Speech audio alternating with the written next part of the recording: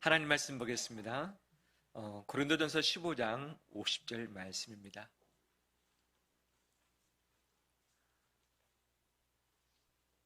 (50절에서) 58절 마지막 절까지 교독하겠습니다.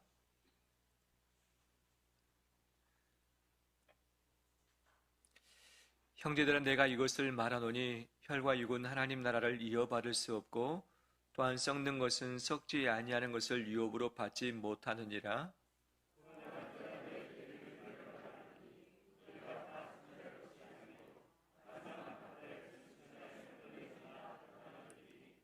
나팔 소리가 나매 죽은 자들이 썩지 아니할 것으로 다시 살아나고 우리도 변화되리라.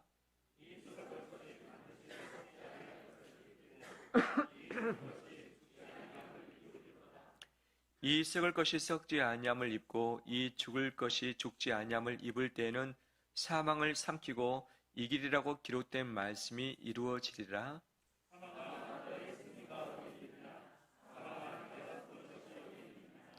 사망이 쏘는 것은 죄요 죄의 권능은 율법이라.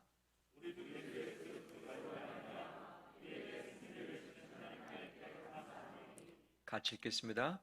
그러므로 내 사랑하는 형제들아, 견실하며 흔들리지 말고 항상 주의 일에 더욱 힘쓰는 자들이 되라. 이는 너희 수고가 주 안에서 헛되지 않은 줄 알미라. 아멘. 잘 오셨습니다. 주의 이름으로 축복합니다. 네, 서로 인사 나눌까요? 잘 오셨습니다. 축복합니다.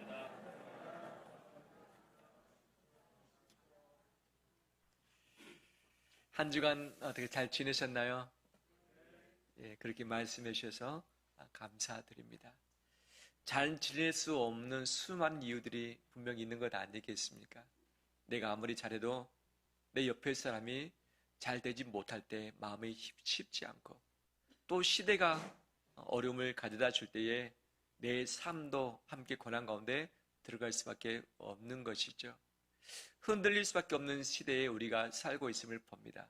내 건강도 흔들리고 내 시력도 흔들리고 내 손과 발도 흔들릴 수밖에 없죠. 관계도 돈독했다가 갑자기 흔들릴 때가 있고, 내 직장 사업장에 변화가 있어서 흔들릴 때가 있고, 이 시대의 수많은 어려움 때문에 내 인생이 송두리째 흔들릴 때가 다 있는 것이죠. 흔들릴 때 흔들리지 않는 인생이 있을 수 있겠는가? 그것은 없을 것입니다. 모두가 다 영향을 받을 수 있는 것이죠. 크게 휘청거릴 것인가, 잠시 미동하면서 다시 견고히 설 것인가의 차이가 있을 뿐이지, 흔들리지 않는 인생은 아무도 없을 것입니다. 지난 한 주간 어떠셨습니까? 한 달간 어떠셨습니까? 어떤 일 때문에 마음이 흔들리고 내 인생이 흔들렸습니까? 흔들리는 시대 가운데 우리가 붙들어야 될 것이 무엇인가? 흔들리는 문제를 어떻게 해결해야 할 것인가? 이것이 우리의 인생 과제이지 않습니까? 왜 흔들리는가? 여러 가지 이유가 있지만 나 때문에 흔들립니다. 나 때문에. 내 자신이 힘이 넉넉지 못해서, 가지고 있는 것이 여의치 못해서, 내가 건강을 잘 관리하지 못해서, 또 내 심경의 변화 때문에 여러 가지로 흔들리는 경우가 참 많이 있습니다. 또 너 때문에 흔들리는 경우도 있죠. 나는 잘 가고 있는데 내 옆에 있는 남편이, 아내가, 부모가, 자식이, 형제가, 이웃이, 성도가 내 인생에 영향을 주어서 내가 잘 가기도 하지만 도리어 흔들리면서 내 마음이 침체에 빠질 때가 있는 것이죠. 나와 너와의 관계뿐만 아니라 공동체가 그럴 때도 있는 것 아니겠어요? 가정에 어려움이 생기면 가족 전체가, 또는 이 직장이 어려움이 생기면 직장 전체가 흔들리게 되는 것이 우리 시대 아니겠어요? 우리나라는 지금 전쟁 가운데 있지 않지만 전쟁 가운데 있는 나라는 모든 것이 흔들리게 될 수밖에 없는 것이죠. 재난 가운데, 기근 가운데 있을 때도 마찬가지 아니겠습니까? 즉 나의 문제, 너의 문제, 공동체 문제, 시대적인 문제 때문에 우리는 흔들리게 되는데, 그 흔들리는 그 문제, 그 사람, 내가 가지고 있는 그 숙제, 이것을 잘 풀어내면 흔들림이 줄어들 것인가? 아닌 것 우리가 잘 알고 있습니다. 아무리 내 안에 있는 두려움의 문제를 풀어내도 또 다른 두려움이 생기고, 내 앞에 골리앗이 나타났는데 그 골리앗을 처단하면 되겠지라고 하지만 두 번째, 세 번째 골리앗이 나타나서 나를 위협하는 것이 우리의 삶인 것이죠. 이 국가의 문제, 정치적 문제, 야, 이거 풀리면 되겠다라고 하지만 정치 문제가 없는 때가 있습니까? 정치 때가 평안한 때가 있었습니까? 특히 우리나라 같은 경우는 혼란 가운데, 혼돈 가운데 있는 것이 특징 아닌가 생각이 되어집니다. 우리 경제가 참 좋다라고 말을 들어보신 적이 언제입니까? 늘 힘들다, 힘들다, 힘들다는 말만 우리 귀에 들려올 뿐 아니겠습니까? 아무리 내 문제를 다 해결한다 할지라도 여러 가지 이유 때문에 우리는 흔들리는 인생이 될 수밖에 없다는 것이죠. 바울 사도는 고린도 교인들에게 말합니다. 너희가 경고하며 흔들리지 말라. 경고하며 흔들리지 말라. 왜 흔들리는가? 여러 가지 많은 이유가 있지만 이 문제 때문에 더욱더 흔들렸습니다. 뭐냐? 우리가 죽으면 어떻게 될 것인가? 죽으면 다 끝이 아닌가? 애를 써서 우리가 살아가고 있고 신앙생활을 하고 있는데 죽으면 아무것도 아니지 않는가? 그러면 죽기 전에 누릴 것 좀 누려보자. 죽기 전에 하고 싶은 거 많이 좀 해보자. 죽기 전에 우리 신앙생활을 열심히 하는 것보다는 다른 것을 열심히 해야 되지 않겠는가라고 하는 이 생각들이 교인들 가운데 퍼지고 있었던 것이죠.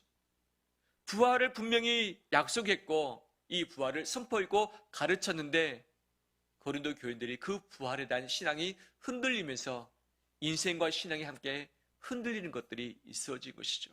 그러면 왜 우리 인생은 흔들릴 인생일까? 언제부터 흔들렸을까? 그것은 거슬러 올라가다 보면 아담과 하와 때부터 그랬던 것이죠.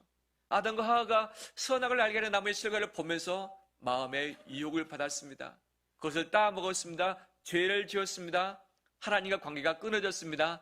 하나님으로부터 에덴 동산에서 쫓겨남을 당하게 됐, 완전히 흔들려 버렸던 거죠.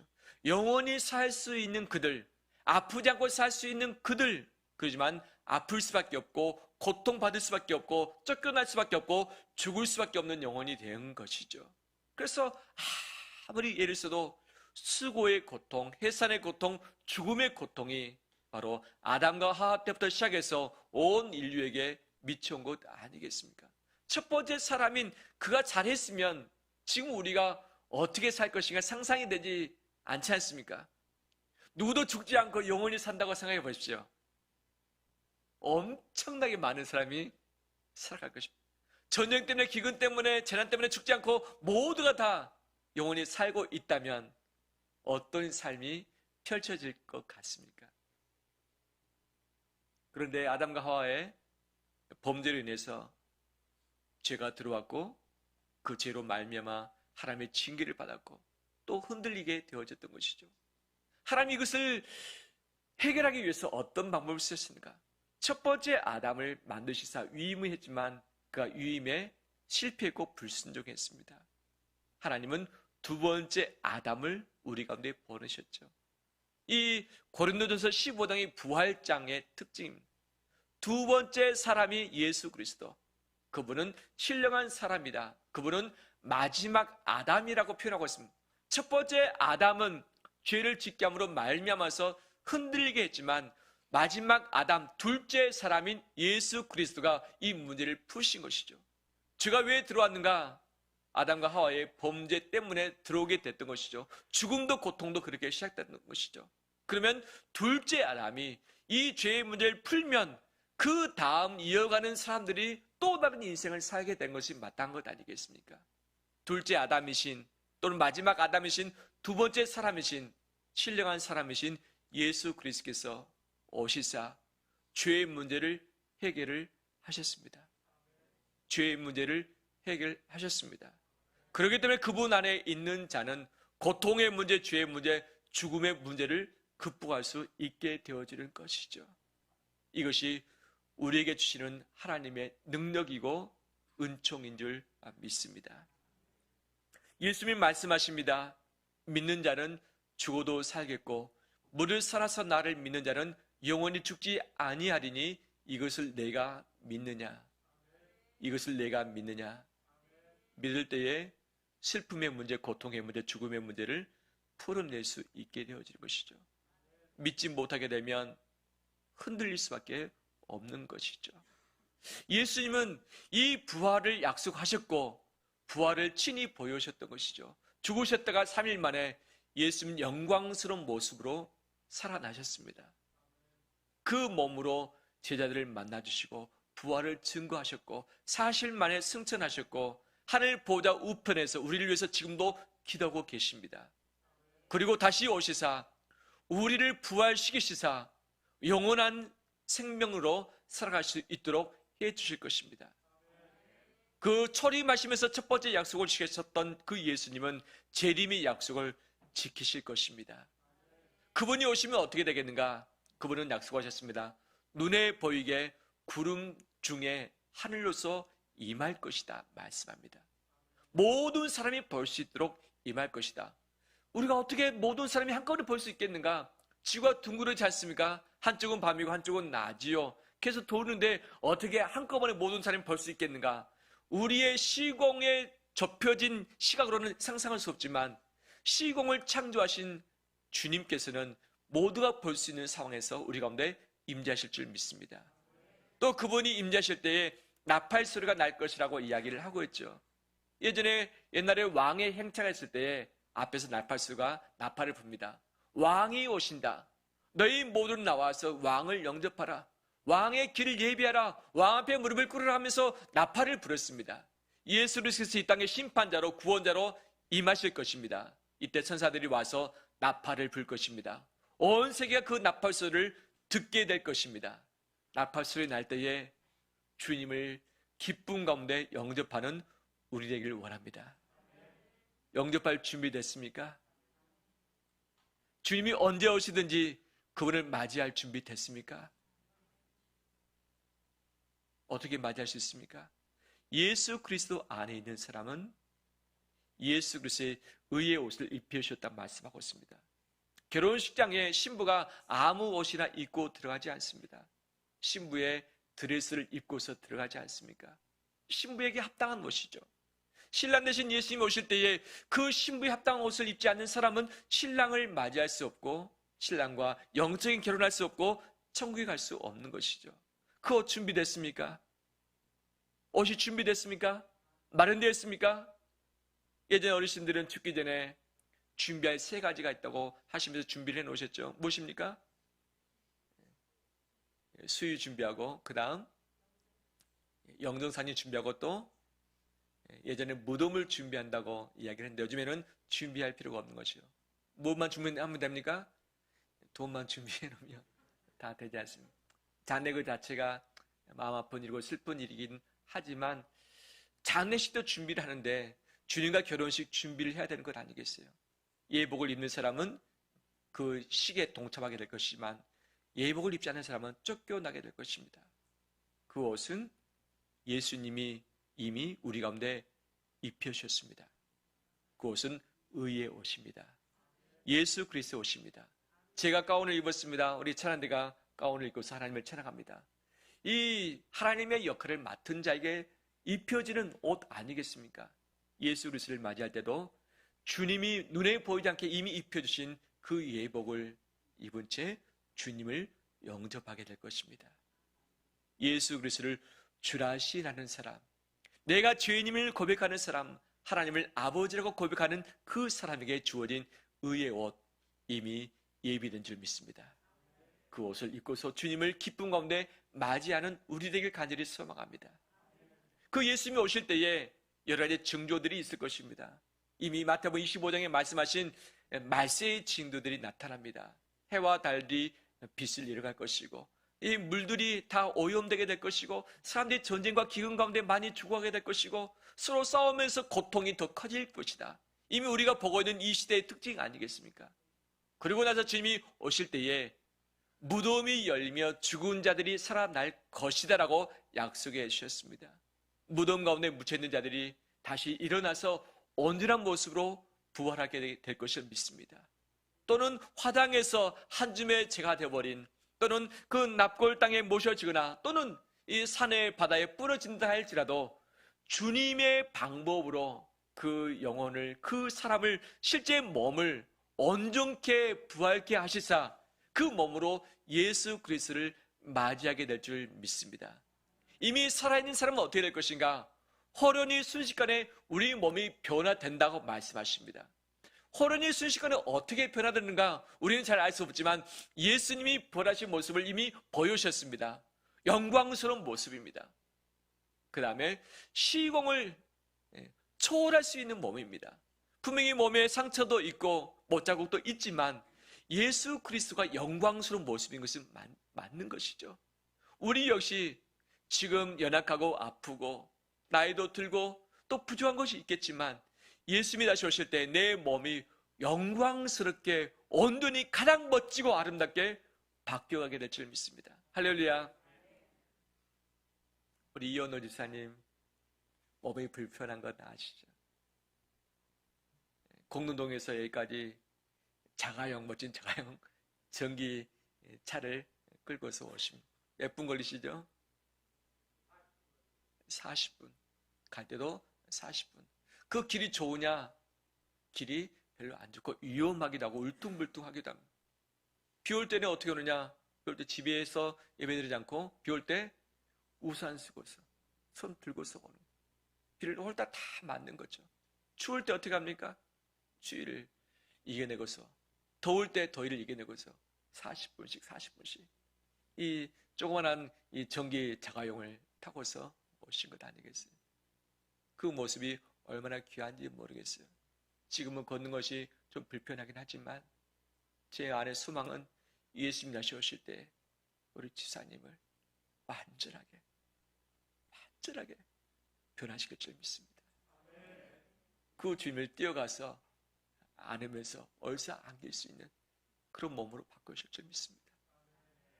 우리 지사님 뿐이겠습니까? 우리 성도님들 연약한 곳들이 얼마나 많이 있습니까? 우리 삶의 어려움들이 얼마나 많이 있습니까? 하지만 그때에 가장 영광스러운 온전한 모습으로 우리를 바꾸실 것입니다. 그 몸을 가지고 주님을 예비하며 그분과 영적인 결혼식을 올리게 될 줄 믿습니다. 우리에게는 이것이 약속되었습니다. 바울은 이것을 비밀이라고 합니다. 우리끼리 아는 비밀입니다. 예수 그리스도를 믿지 않는 자는 부활을 믿지 않습니다. 부활을 알지도 못합니다. 하지만 예수 그리스도를 믿는 자, 바로 십자가와 부활을 믿기 때문에 그 부활의 비밀로 예비되어 있는 것이죠. 지금은 드러나지 않지만 마지막 때 그 부활의 영광 이미 우리에게 다 예비되고 우리에게 임하게 될 줄 믿습니다. 이 비밀을 꼭 붙잡고서 나가는 우리 되시길 주의 이름으로 축원합니다. 이 소망을 붙들 때에 경고하며 흔들리지 않게 되어지는 것이죠. 우리는 흔들리지 않을 이유를 내 문제를 풀면 되겠다 싶어 합니다. 두려움의 문제를 풀면, 돈의 문제를 풀면, 건강의 문제를 풀면, 가족의 문제를 풀면, 우리 미래의 문제를 풀면 안정되겠지라고 생각을 합니다. 하지만 한 개, 두 개 풀어도 계속해서 죽을 때까지 내 인생 문제 풀다가 인생 끝나는 것 아니겠습니까? 또 왜 흔들리는가? 유혹 때문에, 죄 때문에 흔들리기도 합니다. 인생 살아가는 것이 힘들기 때문에 유혹에 빠질 수도 있고, 남들 보니까 더 엔조이하는 것처럼 보여주니까 나도 좀 그렇게 즐기고 싶다. 나도 세컨드도 만들고 나도 돈을 내서 좀 색다른 일들을 해보고 싶다. 이 유혹들이 오는 것이죠. 탐욕들이 오는 것이죠. 이것을 단지라면 좋지만 이것에 끌려서 내 눈과 마음이 잡힐 때에 인생이 결국은 이것 때문에 흔들릴 수밖에 없는 것이죠. 유혹에 넘어지면 가족관계가 흔들리게 되어지고 신앙이 흔들리면서 결국 인생 전체가 다 흔들릴 수밖에 없는 것이죠. 두려움의 문제, 유혹의 문제를 다 풀면 안정할 수 있겠는가? 천만의 말씀. 이것은 아담과 하와가 죄를 지음으로 말미암아서 이 땅 가운데 그런 불안전한 요소들이 들어왔기 때문에 이 세상을 떠나기 전까지는 이것으로부터 자유로울 수 없을 것입니다. 아무리 기도해도 두려움의 문제는 내게 엄습할 것이고 유혹은 사단을 통해서 시대를 통해서 나를 늘 녹화하면서 넘어져라 미끄러져라 달콤한 것을 우리를 유혹에 낼 것입니다. 그러면 이 문제를 없앰으로 말미암아 내가 설 수 있겠는가? 그렇지 않습니다. 바울은 말합니다. 그것으로 서는 것이 아니다. 무엇으로 세울 것인가? 바로 소망의 능력으로 서라. 소망의 능력으로 서라. 그 소망이 무엇인가? 그것은 예수 그리스도의 제 이름을 바라보는 것이고, 그때 부활케 되는 것, 이 부활 이후에 영원한 삶을 천국에서 사는 것, 이것이 우리의 마지막 소망인 것이죠. 이 끈이 나를 꽉 붙들 때에 아주 작은 그 실 같은, 또 나시줄 같은 것들이 나를 얽혀 있을지라도 이 모든 것들이 저절로 사라지거나 없어지거나 끊어지게 되는 일이 있는 줄 믿습니다. 두려움의 문제, 유혹의 문제를 풀려고 애를 쓰고 발버둥 치기보다 소망의 줄로 나를 묶어 놓을 때에, 부활의 능력으로 나를 묶어 놓을 때에 그 어떤 것도 나를 흔들 수 없습니다. 흔들 수 없습니다. 이 시대가 수많은 두려움을 주면서 유혹하면서 나를 흔들게 만들고 미끄러지게 만들고 나를 시험게 만들고 있습니다. 다시금 부활의 소망을 붙잡고서 그것을 바라보는 우리 되길 간절히 원합니다. 그럴 때 견고하게 되어지고 흔들리지 않게 될 줄 믿습니다. 특히 우리가 흔들리는 이유가 뭐냐? 내일 어떤 일이 일어날는지 알 수 없기 때문이죠. 내가 바라는 것이 있지만 내 능력으로 그것을 감당하지 못할 것 같으니까 흔들립니다. 내년에 어떻게 될지, 내 직장 사업장이, 내 가족이 어떻게 될지 모르니까. 전능하시고 전지하신 하나님이 나를 위해서 최고의 길을 예비해 두셨습니다. 근데 그것은 미리 안 보이셨습니다. 왜? 믿음으로 바라는 거죠. 믿음이 그것을 보게 하는 것이죠. 길이 안 보이지만 길이 있다는 것을 믿고서 내 발을 내딛는 것, 이것이 믿음인 것이죠. 최고의 길을 예비하시고 최고의 인생을 이미 마련해 두셨습니다. 내일, 모레, 내년을 주님께 맡기길 바랍니다. 왜냐하면 우리의 마지막은 부활이며 이미 예비되어 있기 때문인 것이죠. 이것을 붙들 때에 우리 시대 가운데, 현실 가운데 흔들리는 것이 충분히 방지될 수 있는 것이죠. 또한 바울 사도는 두 번째 우리에게 권면하고 있습니다. 58절 말씀 다시 한번 볼까요? 58절 함께 읽겠습니다. 그러므로 내 사랑하는 형제들아, 견실하며 흔들리지 말고 항상 주의 일에 더욱 힘쓰는 자들이 되라. 이는 너희 수고가 주 안에서 헛되지 않은 줄 알미라. 아멘. 주의 일에 항상 더욱 힘쓰라. 항상 주의 일에 더욱 힘쓰라 말씀하고 있습니다. 왜? 우리에게 부활이 있다. 흔들리지 말자. 재림 때가 오면 그때에는 하고 싶어도 하지 못한다. 주님이 오실 그때 마지막이 되면 아무것도 못하게 되어지는 것이죠. 그 전에 우리가 주의 일을 힘쓰자라고 말씀하고 있습니다. 우리 성님들 주의 일 힘쓰고 계시죠? 힘쓰고 계시죠? 가장 먼저는 예배가 주님이 기뻐하시는 일 아니겠습니까? 최고의 봉사는 예배인 줄 믿습니다. 예배에 힘쓰신 분들이 지금 주 앞에 나와서 함께 예배드리고 있는 줄 믿습니다. 이것이 헛되지 않습니다. 이 수고가 절대 헛되지 않습니다. 주님이 하십니다. 이미 영광으로 받으셨습니다. 예배뿐만 아니라 영혼을 위해서 봉사하고 섬기는 것, 죄 없는 교회를 위해서 봉사하는 것, 여러 가지 모양으로 말미암아 교회와 예배를 섬기는 것, 이 시대와 지역과 이웃을 선교사를 섬겨 나가는 것, 이 모든 것이 하나님 나라와 주의 일을 위한 수고인 줄 믿습니다. 기도해주고 힘써주고 헌금해주고 내가 땀 흘려 애를 쓰는 이 모든 것이 헛되지 않습니다. 헛되지 않습니다. 힘쓰라는 단어를 보면 넘치도록 하는 것, 풍성하도록 하는 것, 초과하는 것을 말하는 거죠. 아예 초과 넘쳐버린 것이죠. 내가 할 수 있는 분량이 있습니다. 감당할 수 있는 분량, 이 분량을 초과해버리는 것이 힘쓰다의 의미인 것이고, 힘쓰는데 더욱 힘쓰라, 힘쓰는데 항상 힘쓰라 말씀하고 있습니다. 요즘 무엇에 힘쓰고 있습니까? 무엇에 열내고 있습니까? 무엇을 부지런히 하고 있습니까? 가족을 부양하며 사랑하기 위해서 내가 돈을 버는 것이 우리의 기본적인 마땅한 의무이기도 하지만 주의 일 역시 힘쓰는 우리 되길 간절히 소망합니다.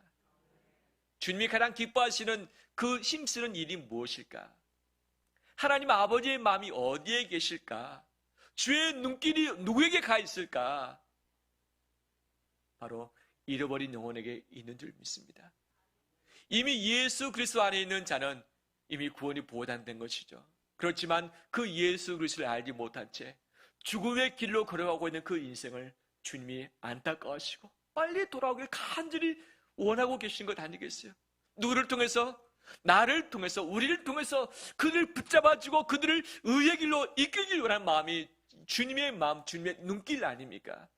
바로 주의 마음을 품고서 주의 눈길을 가지고서 그들을 찾아가서 붙들어주고 주님과 동행할 수 있도록 해주고 마지막 그들도 부활로서 영원한 삶을 살 수 있도록 해주는 것이 주의 일 중에 가장 우선순위인 줄 믿습니다.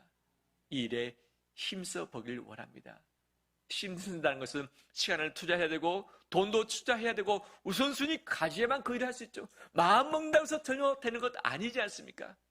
주님이 오시기 직전까지 언제 오실는지 알 수 없지만 바로 영혼을 구원하며 그를 주님께로 인도해가는 이 일에 힘쓰는 우리 되시길 주의 이름으로 축원합니다. 우리 신내동의 맛집이 어디입니까?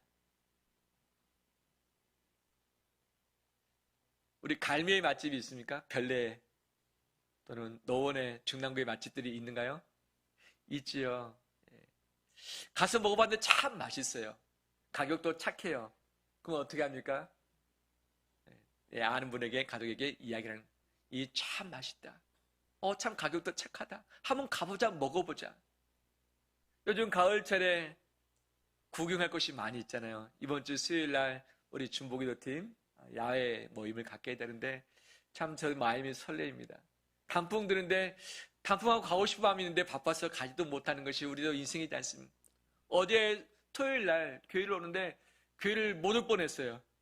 왜냐하면 이 묵동 IC 들어오기 전부터 완전히 밀려가지고 막 어디 가도 못하고 어제 오후에 집에 가는데도 시간이 많이 아예 이쪽이 뭐 묵동 IC, 신내 IC가 다 마비될 정도로 차들이 많이 나가더라고요. 우리 성도님들도 그런 좋은 곳을 좀 보고 구경하셨으면 좋겠어요. 이 좋은 주일에 예배 드리고 계십니까? 밖으로 나가고 싶으시죠? 아닌가요? 감사합니다. 근데 좋은 곳 갔다 오면 자랑하고 싶은 마음이 있잖아요. 지난주에 만났던 분이 주초에 속초를 갔다 왔는데 이 설악산에 단풍이 너무나도 너무 멋지게 들었다. 너무 예쁘더라. 한계를 넘어서 오색을 하는데 환장하겠더라. 너무 자랑해가지고 제 마음이 이축됐습니다. 나도 가봐야 되는데. 좋은 거 갔다 오면 자랑하게 되어지고 소개하게 되어지고 한번 같이 가자라고 하는 마음도 있는 것 아니겠어요? 내가 보고 경험한 것은 감출 수 없는 것이죠. 예수 그리스도의 부활의 소망으로 내가 채워질 때에 이것이 나를 꽉 붙잡을 때에 내 안에 말할 수 없는 기쁨과 소망이 넘쳐 흐르게 될 줄 믿습니다. 우리 선주 생각하면 얼굴이 어떻습니까? 자연스레 미소가 다 먹어지머진 건 아니겠어요? 어떤 분이 갑자기 얼굴이 밝아졌어요. 뭐 별일 없는데 무슨 좋은 일이 있습니까? 라고 했더니 오늘 밭에 밤매러 간대요. 이 밭에 밤매러 가는 것이 즐거운 일인가 봤더니 좀 떨어진 지역에 땅을 하나 샀대. 밭을 샀는데 밭에다가 뭘 갖고 왔는데 이것이 어떻게 컸는지 궁금한 거 아니겠어요? 밭도 메고 수확도 하고서 거기 갈 것이 설레해서 마음이 기뻐지고 얼굴이 표정이 달라지는 거예요. 그곳에 가 있지 않지만 이미 갈 것을 생각하니 즐거움으로 그 모임에 함께 있는 거예요. 우리 마음이 그렇지 않습니까? 아직 가진 않았지만 우리 갈 곳이 있고 얼마나 즐겁고 복된 곳이 있습니까? 그래서 기억하며 준비할 때 내 마음이 즐거워지고 삶이 달라질 수밖에 없는 것이죠. 바로 달라진 삶, 기쁨의 삶, 소망이 가득한 삶, 흔들리지 않는 삶을 살 때에 주변 사람이 묻죠. 당신 왜 이렇게 즐거워하느냐? 왜 흔들리지 않느냐? 왜 화내지 않느냐? 왜 두려워하지 않느냐? 왜 유혹 가운데 넘어지지 않느냐? 왜 죄짓지 않고 왜 이렇게 깨끗하게 살아가려고 애를 쓰냐? 왜 우리하고 다르느냐? 라고 질문을 하며 물을 것이죠. 그때 우리의 증거, 내 안에 부활의 소망이 있습니다. 이것이 우리의 비밀입니다. 이것을 가지겠기 때문에 기쁩니다. 라고 하는 이 고백이 바로 증거로서 있어지길 주의 이름으로 축원합니다.